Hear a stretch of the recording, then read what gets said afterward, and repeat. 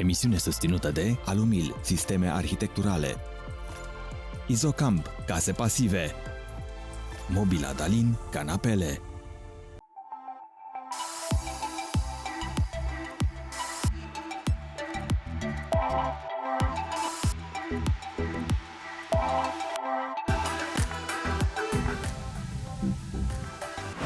Bună dimineața și bine v-am găsit! Sunt Alexandra Conea și începând de astăzi voi fi ghidul dumneavoastră în această călătorie fascinantă prin lumea culorilor, texturilor, formelor și a materialelor care dau viață caselor noastre. Începem un nou sezon Casa Magazin cu și mai multe surprize și sfaturi utile direct de la specialiști. Așadar, rămâneți alături de noi pentru a descoperi secretele profesioniștilor din domeniu, sfaturi utile pentru amenajările voastre de acasă și, bineînțeles, o doză generoasă de inspirație. Haideți să vedem care sunt subiectele. Astăzi la Casa Magazin. Interioarele se mută la exterior, cele mai noi tendințe în designul grădinilor. Mergem pe șantier ca să aflăm cum funcționează un sistem constructiv dedicat clădirilor eficiente energetic și pasive, cofrajele termoizolante. Când vine vorba de alegerea unei canapele, sunt multe aspecte de luat în considerare, iar astăzi vă spunem care sunt acestea. De la Berlin vă aducem în exclusivitate ultimele tendințe și inovații care transformă conceptul de casă inteligentă.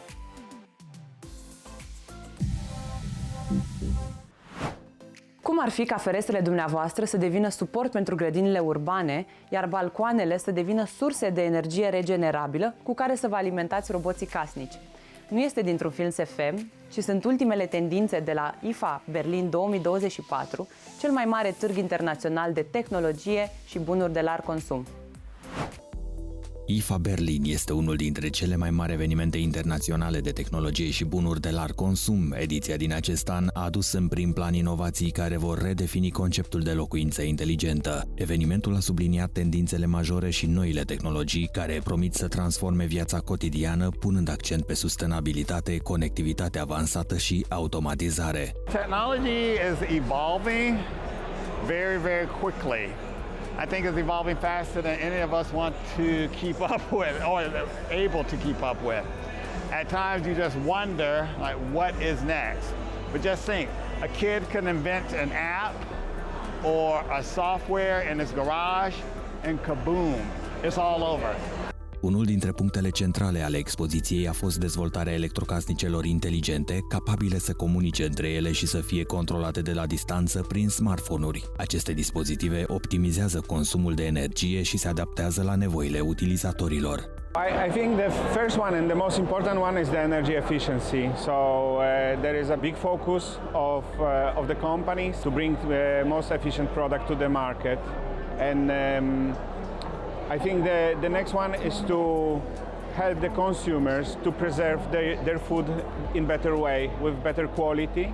So preservation for me is one of the most important ones. Casele inteligente nu mai sunt o noutate, dar cu ajutorul noilor tehnologii, acestea pot fi extinse sau reorganizate ușor. Prin intermediul unor soluții modulare, fiecare parte a locuinței poate fi actualizată individual. De exemplu, un sistem modular de iluminat poate fi extins în funcție de necesități sau un sistem de divertisment poate fi integrat fără a schimba infrastructura electrică existentă.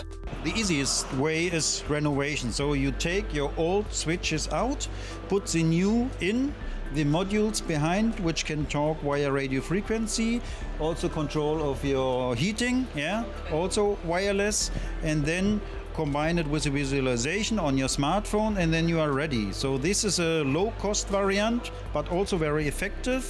O altă direcție importantă în acest an a fost lansarea sistemelor individuale de panouri solare pentru balcoanele apartamentelor situate în blocurile de locuințe. Aceste sisteme permit echiparea individuală utilizând suprafața balcoanelor.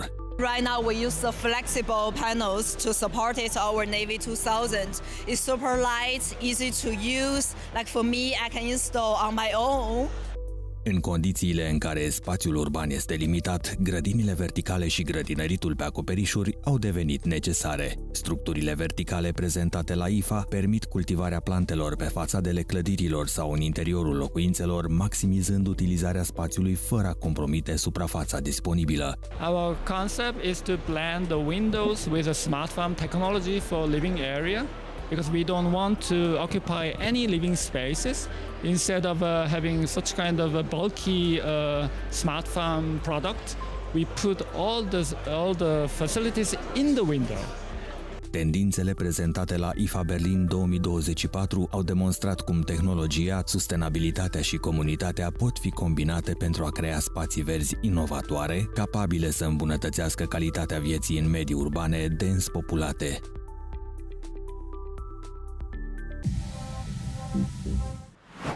De la designul modern și minimalist, la abordările ecologice și sustenabile, tendințele în amenajarea spațiilor exterioare reflectă nu doar preferințele estetice, ci și noile stiluri de viață. Aceste schimbări arată dorința de a trăi mai aproape de natură și, în același timp, în confortul spațiilor interioare. Amenajarea spațiilor exterioare a devenit tot mai importantă pentru proprietarii de locuințe, în special pentru cei care doresc să transforme grădina sau terasa într-un refugiu personal. Fie că vorbim despre curți spațioase, grădini mici sau terase urbane, tendințele în designul exterior se concentrează pe crearea unor spații confortabile, estetice și sustenabile. Tendințele actuale în amenajarea grădinilor sunt sustenabilitatea, posibilitatea de reconversie a unor spații, irigarea cu ape meteorice pe cât posibil și folosirea de plante native foarte bine adaptate condițiilor noastre climatice. Grădinile Xeriscape, adică acele grădini care necesită puțină apă, au devenit o opțiune populară în zonele cu climă uscată. În loc de gazon, este indicat utilizarea plantelor native, care sunt adaptate condițiilor climatice locale. De asemenea, un aspect extrem de important este alegerea pavajului atât din punct de vedere estetic, cât și durabil. Cele mai importante lucruri de luat în considerare când alegem pavajul sunt calitatea materialelor din care este făcut, designul pavajului, culorile, care ar trebui să fie cât mai aproape de cele naturale, bugetul și feeling-ul general pe care beneficiarul și-l dorește a-l crea în confortul grădinii sale. Tendințele actuale în domeniul pavajelor se bazează pe utilizarea de plăci de mari dimensiuni integrate în zonele verzi.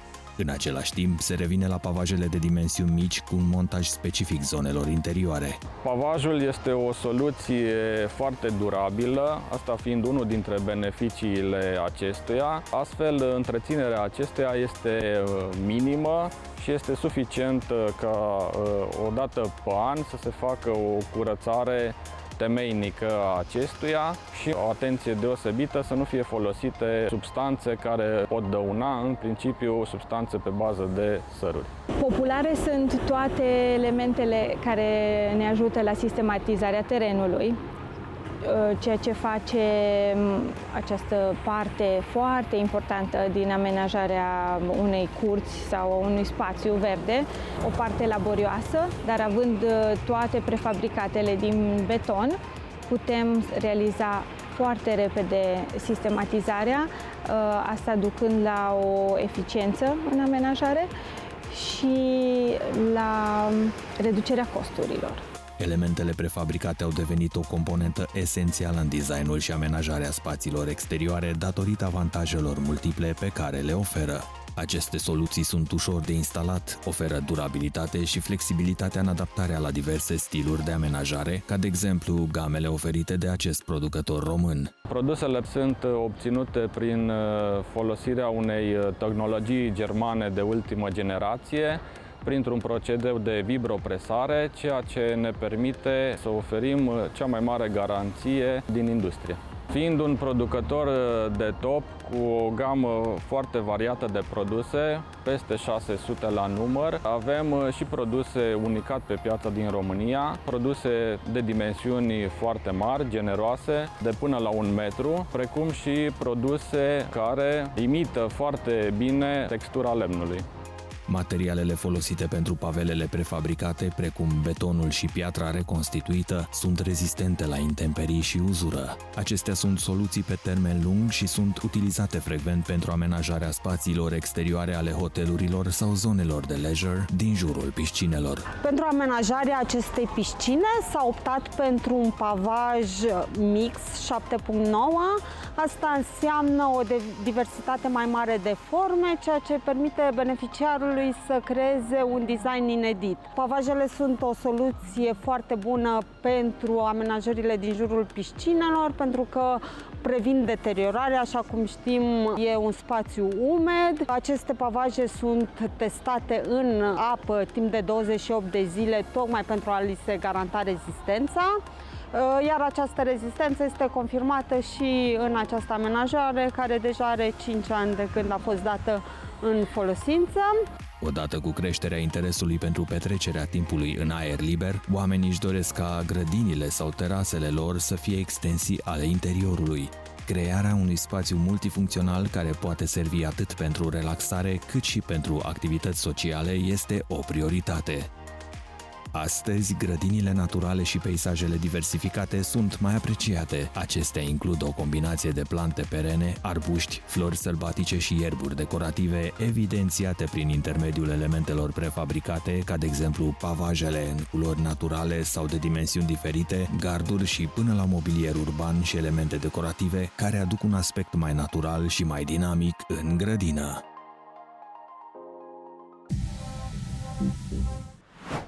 Există nenumărate soluții și sisteme pentru a obține construcții mai eficiente energetic și mai rezistente. În această vară am mers pe șantier pentru a vedea un nou sistem constructiv pentru case eficiente energetic, bazat pe cofraje termoizolante. Într-un context în care eficiența energetică, durabilitatea și confortul locuințelor devin priorități esențiale atât pentru dezvoltatorii imobiliari cât și pentru proprietarii de case, metodele tradiționale de construcție nu mai pot răspunde în totalitate cerințelor prezente. Astăzi vă prezentăm o tehnologie inovatoare în domeniul construcțiilor, utilizată pentru a realiza pereți durabili, eficienți din punct de vedere termic, cu o izolare acustică superioară, cofrajele termoizolante, cunoscute și sub denumirea de ICF, Insulated Concrete Forms. O casă făcută pe sistemul ăsta e aproape imposibil să cadă la orice cutremur. Avem o diafragmă de beton de 15 cm, care e continuă pe fiecare nivel. Nu avem fundație continuă, avem fundație pe pernă de balastru și vană termică. Aceste cofraje sunt fabricate din materiale termoizolante, cel mai frecvent din polistiren expandat sau alte materiale similare, și sunt umplute cu beton armat pentru a forma structura peretelui. Cofrajele ICF sunt compuse din două straturi de material termoizolant între care se toarnă betonul. Acest sistem este extrem de eficient deoarece îmbină două funcții esențiale într-o singură etapă de construcție: izolare termică și rezistență structurală. Cofrajele astea au izolație exterioară până în 30. Deci sunt practic 5 interior, diafragma de 15 de beton și exteriorul de 10, 20 și 30. Cele de 30 se folosesc dacă vrem să ajungem la o casă pasivă. După ce betonul este turnat și întărit, cofrajele ICF rămân pe loc, funcționând atât ca izolație termică permanentă, cât și ca suport structural. Putem să o facem și pe fundație clasică, dar în general dacă vrem să realizăm o casă eficientă energetic și să o izolăm bine de la pământ, folosim vană termică și o pernă de balastru. Practic, în vana respectivă punem armătura unde vin pereții structurali, după care turnăm 25 de cm de beton. Și devine un radier de 25 de cm pe toată suprafața, izolat perfect cu partea de jos. Datorită straturilor de material termoizolant, cofrajele oferă o izolație termică de înaltă performanță. Acest lucru reduce necesarul de energie pentru încălzire și răcire, contribuind astfel la eficiența energetică a clădirii. În momentul când se construiește, noi la planșeu avem betonul până la nivelul ăsta. În partea exterioară avem bordul de polistiren care îl construim, aia 25 de cm de vană. Ăsta vine direct pe polistiren, deci practic noi nu avem legătură cu exteriorul. Partea de interior vine o diafragmă continuă pe tot etajul, pe toți pereții, iar exteriorul rămâne izolat cu 20, 10 sau 30 în funcție de ce avem nevoie. Peretele din beton armat rezultat este extrem de durabil și rezistent la factori de mediu precum vântul, focul sau cutremurele. În cazul de față, peretele are 40, practic un 20 exterior, un coeficient de transfer termic de 0,11, pereții structurali, aici suntem la etaj, avem pereții structurali de lemn. La parter, când o să coborâm, o să vedem că sunt pereții structurali la fel de ICF. Sistemul modular permite o ansamblare rapidă, reducând timpul necesar pentru realizarea structurii peretelui. În plus, reducerea numărului de pași necesar pentru izolare și betonare face ca proiectele să fie mai eficiente din punct de vedere al timpului și costurilor. Izolația în general se poate face cu vată sau celuloză. Eu recomand celuloza, de ce? Pentru că celuloza e singurul material care îmi poate închide absolut toate găurile. Vata minerală, ok, e foarte bună, dar e mai greu de lucrat în sensul că dacă o presăm, pierde din proprietăți. La o șarpantă, unde avem colțuri, e foarte complicat să închidem toate colțulețele cu vata. Celuloza, fiind suflată înăuntru, închide absolut hermetic tot. Scoatem o casă cu un coeficient termic între 60 și 80 de kW, față de o casă clasică, care e în clasa A, dar are 100, 120, 140 de kW, depinde cât de bine făcută este. Casele acestea, în mod normal, nu au punți termice și sunt perfect izolate. E normal că în momentul când îți pui o pungă în cap, nu mai respiri. De asta se montează un plămân practic mecanic care face ca interiorul să fie tot timpul aerisit, să nu transpire, să nu apară igresie, să nu apară absolut nimic. Datorită multiplelor avantaje pe care le oferă utilizarea ICF-urilor în construcții, este o tendință în creștere și o opțiune de luat în considerare pentru viitor.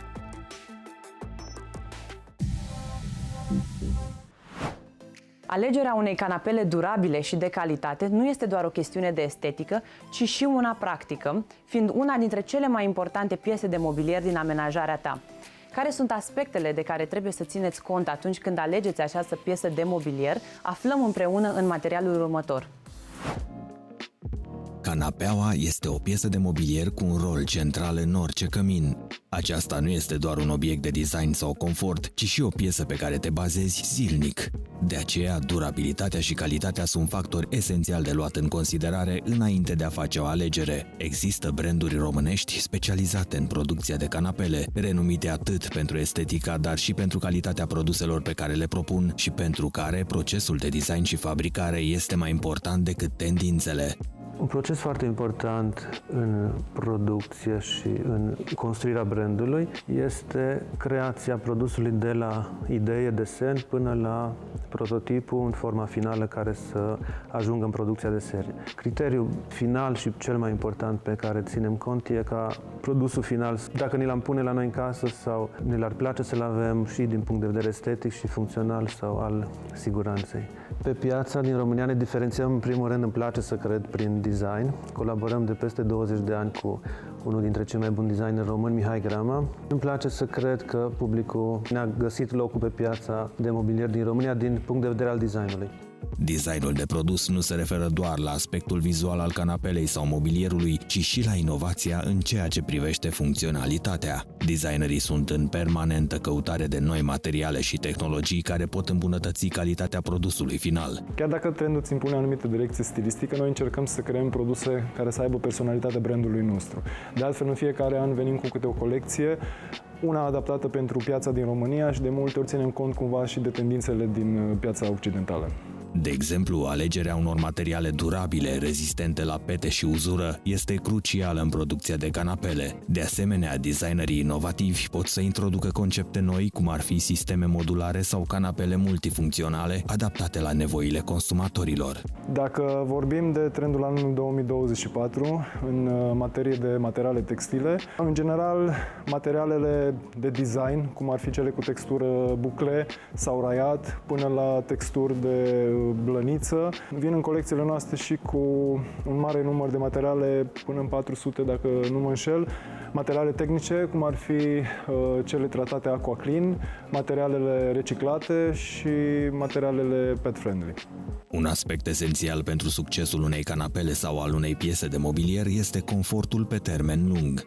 Alte puncte poate mai concrete prin care ne diferențiem pe piață ar fi faptul că folosim burete ignifugat, printre singurii producători români care folosim burete ignifugate în fabricarea canapelelor, iar din punct de vedere al calității produselor suntem singurii care oferim 3 ani garanție pentru orice produs fabricat la noi.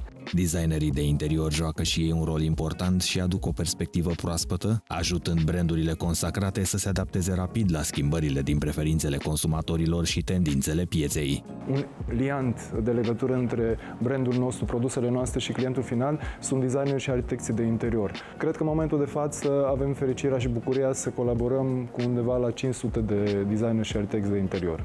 Investind într-o piesă durabilă, vei avea parte de un mobilier care își păstrează funcționalitatea și frumusețea timp de mulți ani, evitând nevoia de înlocuiri frecvente. În curând, Bucureștiul devine capitala designului și a inovației în mobilier.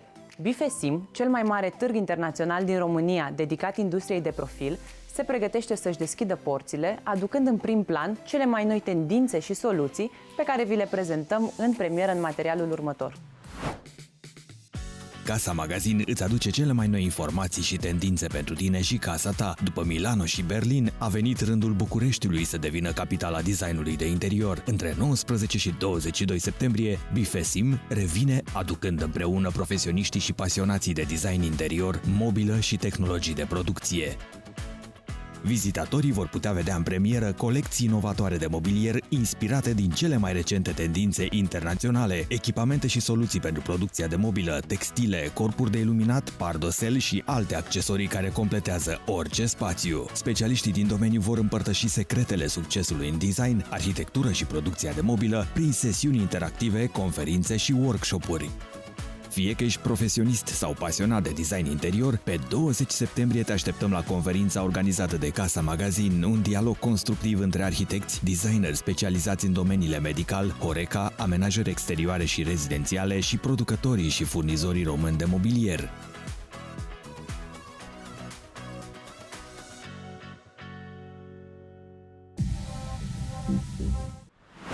Ediția de astăzi, Casa Magazin, a ajuns la final.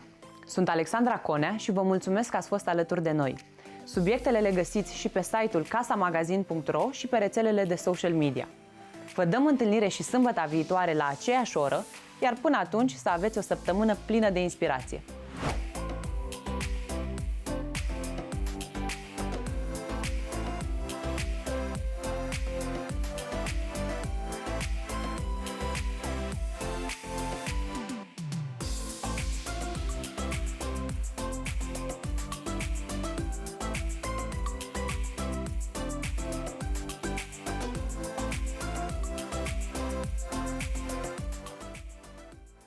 Emisiune susținută de Alumil, sisteme arhitecturale, Izocamp, case pasive, Mobila Dalin, canapele.